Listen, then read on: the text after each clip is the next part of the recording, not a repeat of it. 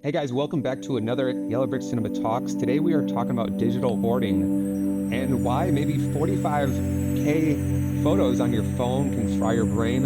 Today I'm with Sean. We're just going to be talking more about how this can cause more anxiety than relaxation, and how just having a hoard of photos on your phone can just stress you out. And honestly, it really does. Sometimes I have to look back in my phone and I have to just clear out so many photos, and I realize all these photos that everyone's taking, what are we actually doing with the photos? It seems like back in the day, our parents used to take photos and develop them, and then you have it in a stockpile. But now it just seems like we take photos of everything, and there's such a hoard of photos where we don't really need 50,000 photos.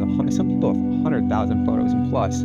So I'm curious on your perspective, Sean, if this causes more chaos than relaxation. In my opinion, I think it's just way more chaotic than it needs to be. And I only try to take photos now that I think that are actual memorable photos, instead of just random inanimate objects, because I just feel like it just clutters everything and it's very stressful, especially when transferring to a new phone. So I'm curious on your take on it.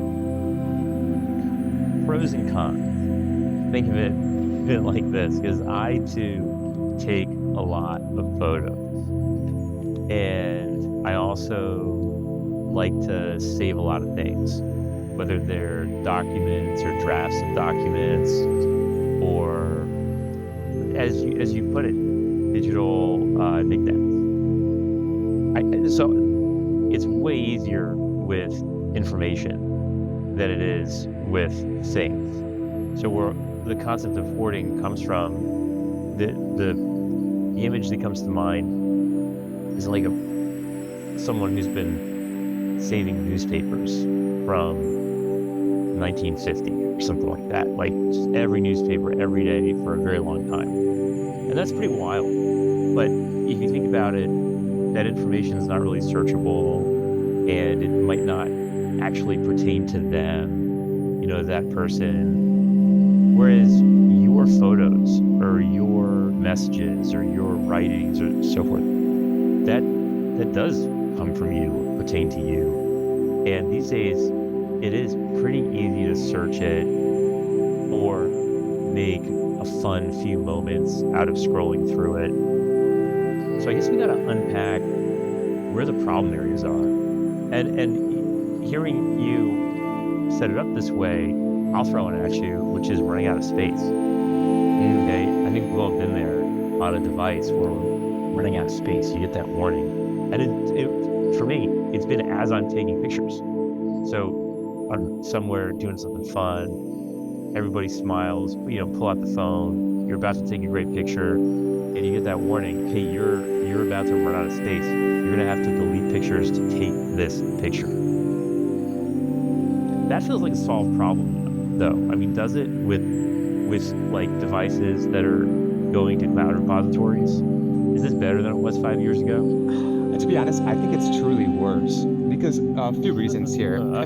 Yeah, a few reasons why I think it's worse is because first, it isn't going to a cloud repo, but what I find is very stressful is when I'm going back and trying to show someone a photo that I've taken or a video. Now my phone has to load that video up, and I'm sitting here waiting for that photo it's like you're digging back in your archive and you're like, oh, I found this photo. Now you have to wait till your phone has to re-download in full resolution just so you can show this photo or video to someone.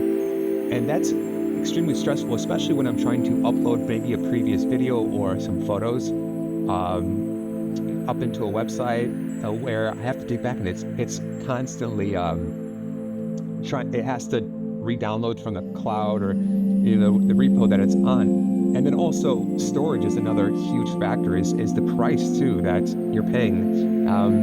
It's so easy to get stuck in this price chokehold where now you can upgrade your storage or buy more storage for a phone, but now your phone cost has dramatically increased because you're paying for that extra storage. And then when you look back and you just realize, wait, what are these photos? But you have to you can delete it on the spot, but the problem is you have to choose right away which photos you need to delete. So you're kind of like, it's super stressful to choose which photos right away just to clear up enough space. So that's just my quick take on things, or should I say a long take? I know what you mean about that storage bill never going down. If you think about it, no one's storage expenses are going down anytime soon. Like, the prices are probably going to keep going up, and then the amount we all use individually is probably going to keep going up. And keep in mind, for everybody listening, you're talking to people who've uploaded terabytes of YouTube videos, like terabytes and terabytes and terabytes of YouTube videos. So we're probably faced with this problem a little more than the average listener. We're trying to figure out, do we save this video? Do we save this video? And our channel in particular, you know, there's a lot of videos. They're all really long. There's a lot going on in them. There's a lot of our music and that kind of thing. So maybe we think about this more than the average person, but it does extend into one's own personal life. Being intentional seems like a really good idea. What you just said, being intentional about what do you actually record digitally in your life, as a video, as a photo. Voice notes are another one, and now we see it with conference calls and digital meetings, where a few years ago these were purely live experiences, and now auto storage has crept in. Auto summaries and auto recording and transcriptions. If something wasn't recorded, it's at least been transcribed. What do you do with all this stuff? Because if you just met someone, like, in a meeting room a few years ago, when a lot of this stuff wasn't as remote, or you go out to dinner, you go out to lunch with someone, that live conversation just exists in your memories. There was no Zoom assistant taking notes. There was no auto recording. You can't go back. So I start to see what you're talking about, where the fact that so much can be digitally memorialized in some form does start to creep into your life, and you say, well, what do we do with it? Yeah, and well, I have a particular example where it was very stressful. Is, I kind of wanted to just store all my photos from my iPhone. I felt like they kept bugging me with the storage, and I saw how my iPhone had max storage almost filled, and so I was like, I need to offload this onto a hard drive. I didn't have that many photos. I think I had 3,000 to 5,000 photos and videos combined. But they made it, the ecosystem is that they made it on. It's not something you could just drag and drop 3,500 photos. You have to go into the iCloud, and then you have to download, and the max download is 1,000 photos. And I found that you have to select those photos and download them in patches, and if there's any corruption, then you don't know which photos have been saved, which ones haven't.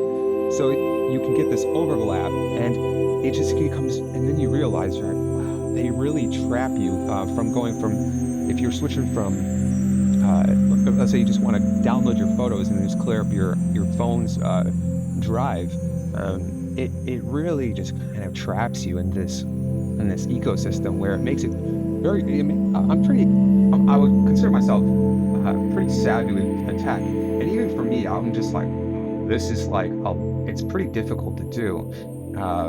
It's not as easy as just drag and drop, and obviously they make this so you don't transfer out, so you have to buy their extra storage, and that's very it was an extremely stressful process. And where does it go from there? I mean, I think the best thing is just to mitigate which photos you take on your phone, and hopefully they come with organization soon. What are things, as you mentioned, where you can organize and you can maybe hopefully batch delete maybe screenshots that you don't use, or other stuff that we take a lot, that takes up a lot of storage. I think we need some of these companies to chill and really meditate on their relationship with the user, because I'm just thinking about this.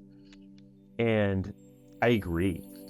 It's hard to take photos and information out of one ecosystem and put it in another one. And I think we've all been around and we know, okay, this is that prior ecosystem trying to retain users and stuff. But hold on a second. What if you're just backing things up? Or what if you're an extra good customer and you just want to take care of your photos and videos and you totally keep the subscription you already have, right? You'd stay with iCloud, but you just want to back things up on like a local server or whatever, or back it up in a bigger cloud repo because maybe you have a bunch of space. Maybe these companies should trust their users a little more. But I think that gets what I'm talking about would be more digital hoarding than digital hoarding. maybe you're hearing me think out loud. Yeah, I think being intentional about, okay, well, what are you choosing to memorialize? I'll tell you a weird thought I had the other day. Because I was on the phone and I was coming off some video conferences that were live summarized. I don't know if they were recorded because we weren't hosting them on my machine, but they were definitely, I got a little pop-up that, okay, if you want the summary, da da da. I think people hoard those summaries on their own, by the way. I just think there's like this trove summary notes on, a 60-minute meeting is reduced to a 5-minute read for a summary. And then you tell like whatever local AI okay, just summarize that summary. What do I need to know? Anyways, so I was on a phone call after that, and I just found it odd that was a truly live phone-to-phone cellular phone call. Like there's no meeting notes or transcription of it. And then I thought to myself, well, isn't that odd? Isn't finding that odd?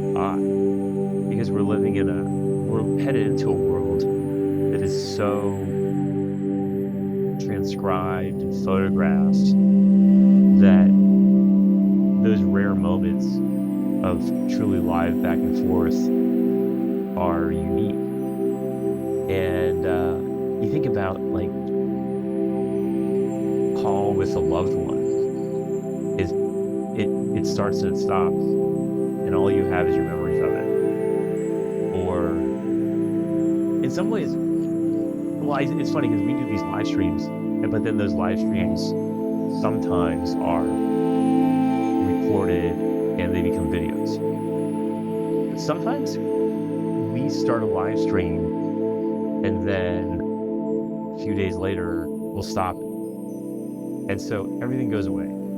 The chat, like everything about it, everything that was unique about it, it stops. We don't convert it to a video, and it's gone. And now on our side of things, we don't have to worry about what to do with that stream, right? Because it started, it stopped, it's over. Maybe we'll do another one, but it's just like it can't be relived, and whatever unfolded during that stream was special. Now, I guess in our case, okay, we're gonna do another one. Another one of our videos will probably give you the experience you're looking for if you come to our channel. But things like the chat, it's a truly ephemeral thing. We're not storing that chat. We're not digitally hoarding the chat of a live stream that started and stopped. So in a way, that the things that aren't storable become very special. Yeah. I mean, how do I take off from this? What do you think about memories? I mean, what do you find yourself? You're somewhere nice, or you're with someone you love. Pull out your camera, take a bunch of pictures. Do you find yourself in a week later, a year later? Do you find yourself thinking of that memory or pulling out the photo? the sense that I try to look back and go, wow, that was such a beautiful time. I go back in my memories to show someone it. It's more about showing someone what this place looked like, or if it's with my girlfriend, it's showing a picture of us back then and showing like almost like a memory thing. But it's never me looking back and about myself and just thinking about the memories of something. And I don't know. I feel like it feels different on a phone than it does with a physical photograph back in the day. I don't know how. Maybe it's just because it's more recent time. It feels like. But do you feel like there's a difference between looking at a photo digitally of something that maybe you took few years past, or something that maybe you see in a physical copy, such as an actual photograph that was developed back in the day? Do you notice a difference between the two, or is it the same? I'm old enough to know what you're talking about, so I think there is more character to a physical photograph, and I have a few that are very special, and they're in frames, and I've taken them with me all over the world. I move from here to there to there, and these photos and frames come with me.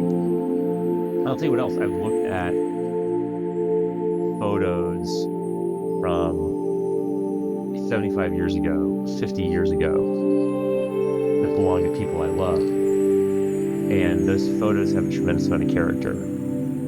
In part because they're physical and they're imperfect. The film picked up what it picked up, and also some of them are posed, but some of them are not. And in that situation, you have a person looking through a viewfinder, but then everyone in the photograph doesn't really know what they're going to get until a few days later when it's developed.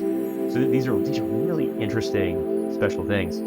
But funny enough, even when I was a kid, I found myself thinking about what else was going on in this moment. Right? So what did this photograph capture, and then what did it miss, and what was happening right before, what was happening right after, right? What was the real vibe of the room? If you were to step into it in your imagination and look around, what else is going on there? And when these are people you hear about, you want to know these things. You want to. It's not art you're looking at. You know, it's not an expression. It is truly capturing warmth and people you love all together, that kind of thing. So it's more important in a lot of ways. So anyways, I know that feeling, and that really makes me appreciate being able to like photo expand. Like, for example, on most devices right now, you can be taking a video and then grab like 10 stills, rapid fire during that video. So you're videoing an event. I mean, I was doing this tonight. Okay, it's almost Christmas time, and there was a Christmas tree lighting going on, and the whole family was there. And so I got the camera running. We're not sure when the big lights on this giant tree are going to turn on, so I'm just running it, but I'm also taking nice stills. And here's the thing, okay? 50 or 100 or 1,000 physics photographs, that's a lot to move around. But you could be waiting in line for the bus a year from now, and you've got all these photos with you, and you're bored scrolling through them, and you stumble upon a bunch of random, poorly staged stills from when you're recording a video from a year before, and you wouldn't have had that photo in your pocket. But it just makes your day, right? Because it takes you back to that place, or it makes you think of someone or something, and it just makes your day. And on that note, can we say that maybe it's controversial? There are no quote unquote bad photos. You know how some people are like, oh, delete that photo. Yeah. I don't look good in that photo. Delete that photo. The light's the wrong way, or my smile's the wrong way. And I think maybe that this is definitely hoarding. Maybe the thing to do is say, look, we'll take another one, but but there's some people you don't want to delete any photos, or there's some events where you don't want to delete any photos of that event because it was this beautiful time that you want more of. And maybe there's a way to still be intentional about what you take photos of, but give yourself the latitude to say, okay, I'm not going to take photos there, but that which I do photograph, I'm going to take a lot of photos because those are special times. Yeah. See, it's like you almost convince me on a portion of me that's like, I should just hoarding photos is okay. Like last night I saw it was like sunset, and I just took a photo of this, like 3 different photos, and I'm like, what am I gonna do with this? Like, who am I gonna show a sunset to? I just thought it was cool in the moment, and then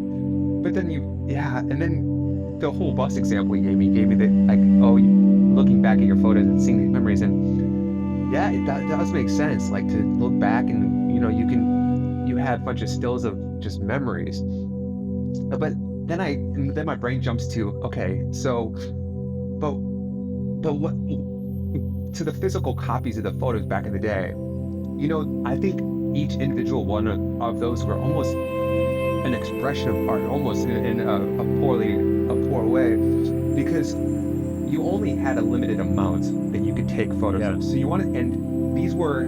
it's not like you snapped 50 different photos and then it's not like a modern camera where you can just,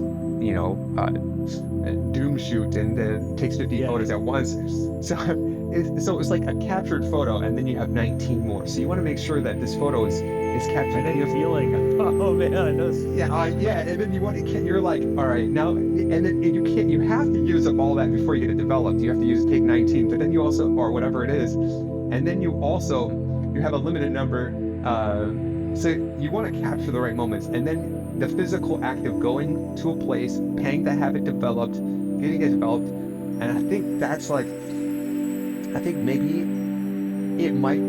This is where it kind of is like a different opinion, but maybe that's how people should think about when taking photos and storing the photos is, okay, let's just say I have a limited number of photos. Maybe I take a photo of this special memory because everyone's laughing, having a good time, but instead of, I've seen people on their the Facebook moms, I know I'm sorry to offend any of them, maybe that listen to this, but they take a photo of every second of every party, of every piece of food, and I'm like, this is going on Facebook. I understand these are memories that happened, and but where's it all going? And then this is where the anxiety part happens. Well, where I think this might be a new future anxiety issue where stress comes into play is, okay, now you're putting all these photos, whether it's online, whether it's Facebook, whether it's this. Well, now what about when you find out there's a data leak or something like that? Let's say these are digitally going out, because sometimes people take,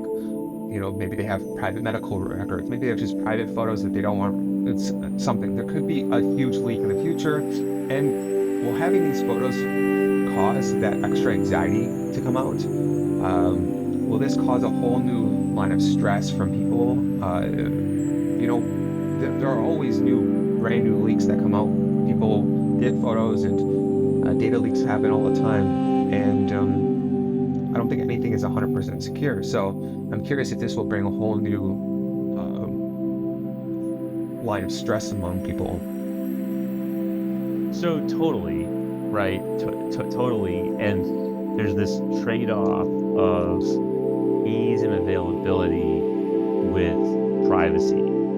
I'll tell you something sad. So what you're saying reminds me of this really great time I had on a rafting trip one time. So my best friends were on this trip, and we're going around on a whitewater raft. So we had these disposable underwater cameras, and they were the wind-up, really old-fashioned, but we were using them because they were waterproof. And last thing you want to do is have your phone in a rack, and there's like a smile and you drive your truck. So they were these older-fashioned disposable waterproof cameras. Totally remember that feeling of, I've only got this number of photos left. So we were really thoughtful about the photos we were taking. And it was that old-fashioned feeling of we don't know how they're going to turn out. Got to develop them, blah, blah, blah, blah, blah. I'm just kind of imagining, remembering what it felt like to only have one left. And then say, what's that last photo? However, I couldn't tell you where they were. Where are those photos? I don't know. But I'm sitting here thinking of that rafting trip, like, oh, good time. How did my friends and I look back then? You know, we're so much younger, all that. So, but on the flip side, nobody's gonna have those photos. There's not gonna be a photo leak of that trip because not even I know where the photos are. But I'll tell you what, I wish I did, and I wouldn't mind if the whole world saw them. I think that's the way I am. I think that's the way a lot of people are with a lot of their stuff. Is you don't want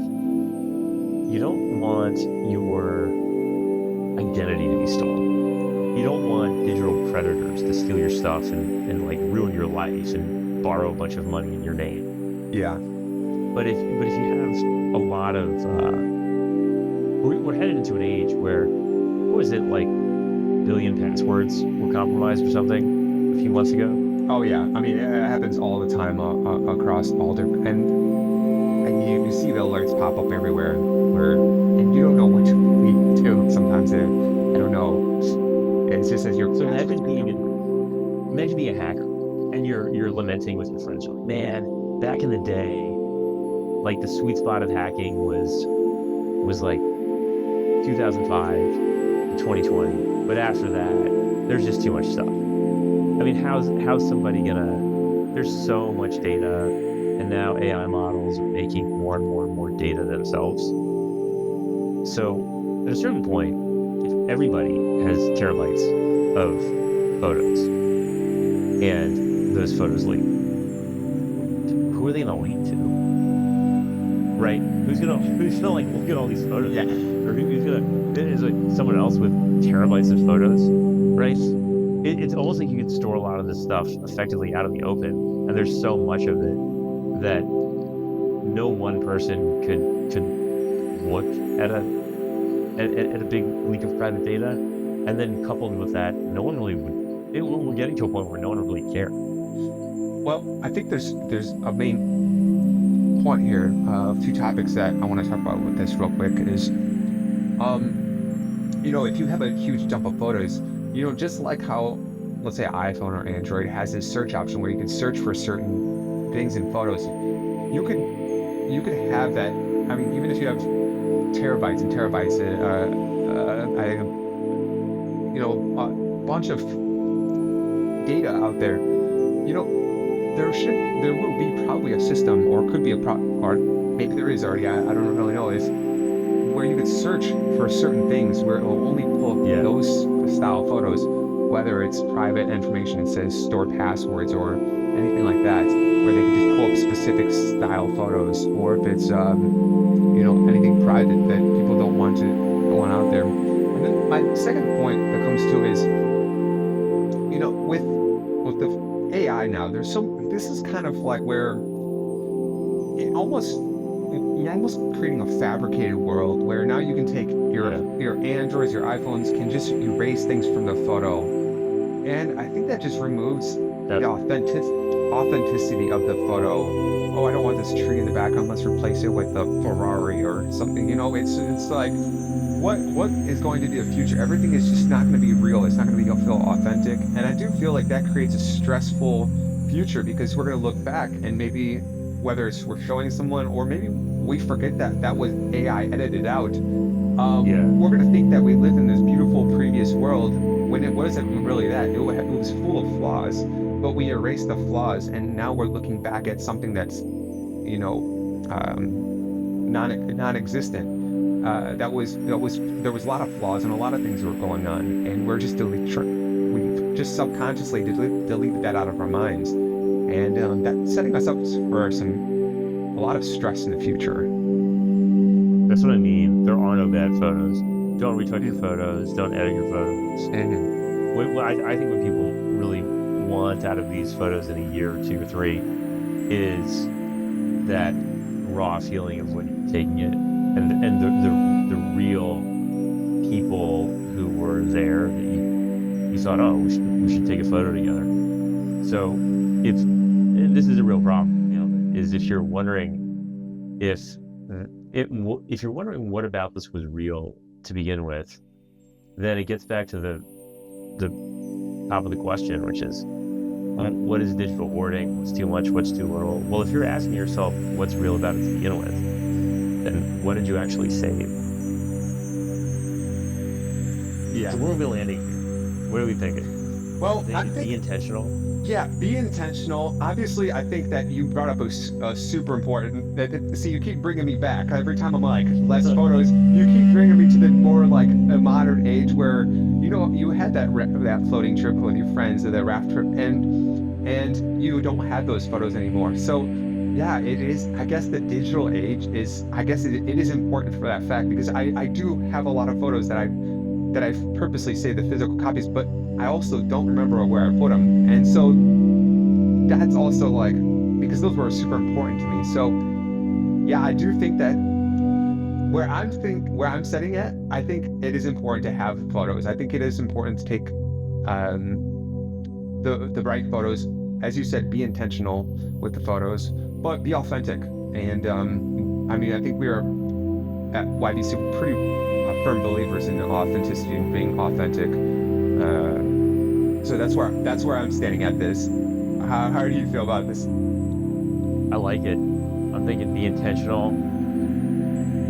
I'm still gonna take a lot of photos. You know what I'm gonna do? Me too. Appreciate that. I'm just gonna try to appreciate that moment a little more. When I feel the instinct to pull out the camera, I'm just gonna try to remind myself, hey, don't let the camera take over.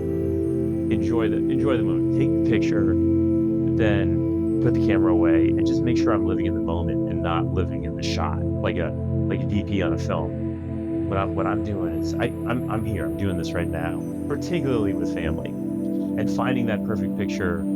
That's not as important as getting the picture, and then being surprised by it a year or 2 years, 3 years, even when just minding your own business, waiting for something, doing nothing. It's a beautiful moment when that picture finds you again on your phone. But actually making sure, okay, let's enjoy this moment live too. Yeah, I think that's important. Enjoy the moment. I think that's super important. And I think that's where we're settling on this topic. I think that's a great ending point. I think this is maybe it's insightful for a lot of people to understand maybe